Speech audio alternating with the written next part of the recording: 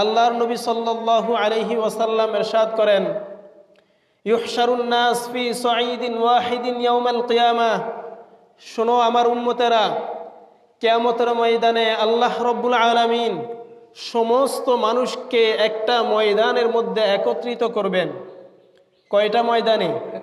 একটা ময়দানের মধ্যে একত্রিত করবেন। একত্রিত করার পর ফায়ুনাদি মুনাদান, আল্লাহর পক্ষ থেকে একজন আহ্বানকারী এসে আহ্বান করে বলবে, ফায়াকুল আইনাল্লাযীনা কানাত তাতাজাফা জুনুবুহুম আনিল মাদাজি'i। ও দুনিয়ার ওই সমস্ত মানুষ কোথায়, যেই সমস্ত মানুষ সারা দুনিয়ার সমস্ত মানুষের ঘুমন্ত অবস্থায় জাগ্রত হয়ে তাহাজ্জুদের নামাজ পড়েছিলে, দুনিয়ার ওই সকল মানুষ কোথায়? এই ঘোষণা করার পর ফায়াকুমুনা ওয়া হুম কলিলুন, কিছু মানুষ দাঁড়াবে। এই ঘোষণা করার পর কিছু মানুষ দাঁড়াবে।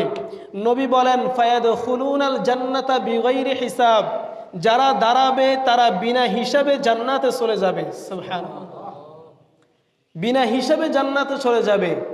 নবী বলেন, সুম্মা ইউমারু লিসাইরিন নাস ইলাল হিসাব।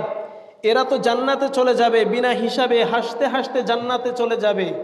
ময়দানের মধ্যে বাকি যত মানুষ থাকবে সবাই হিসাবের জন্য কাতরাতে থাকবে, হিসাবের জন্য দাঁড়িয়ে থাকবে। আর সমস্ত মানুষের হিসাব নেওয়া হবে, বিচার করা হবে। এরপরে জান্নাতে যাবে না জাহান্নামে যাবে, তার ফয়সালা পরে হবে। হিসাব দিতে হবে সবাই।